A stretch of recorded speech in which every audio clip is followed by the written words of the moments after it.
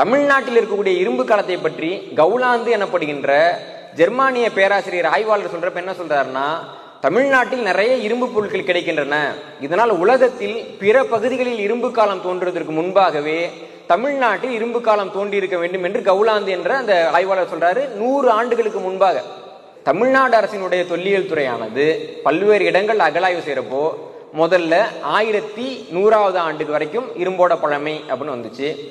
அப்புறம் 1900வது ஆண்டுன்னு வந்துச்சு, 2100வது ஆண்டுன்னு வந்துச்சு. கடைசியாக வந்த தமிழக இரும்பினுடைய பழமை என்ன தெரியுமா? கிமு 3350.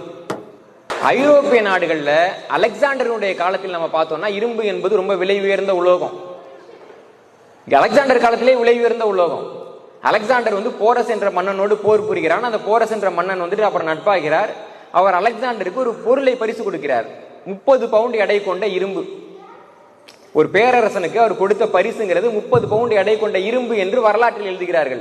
அப்ப அலெக்சாண்டருடைய காலம் வரைக்கும் இரும்பு என்பது ஐரோப்பிய நாடுகளிலே மிக விலை உயர்ந்த உலோகம்.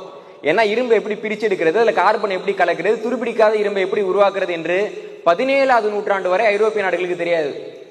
ஆனால் 17வது நூற்றாண்டு வரை ஐரோப்பிய நாடுகளுக்கு தெரியாத அந்த ரகசியத்தை தமிழர்கள் கிமு 3300வது ஆண்டிலே தெரிந்து வைத்திருக்கிறார் என்றால் யாருக்கு யார் நாகரிகம் கொடுத்தது?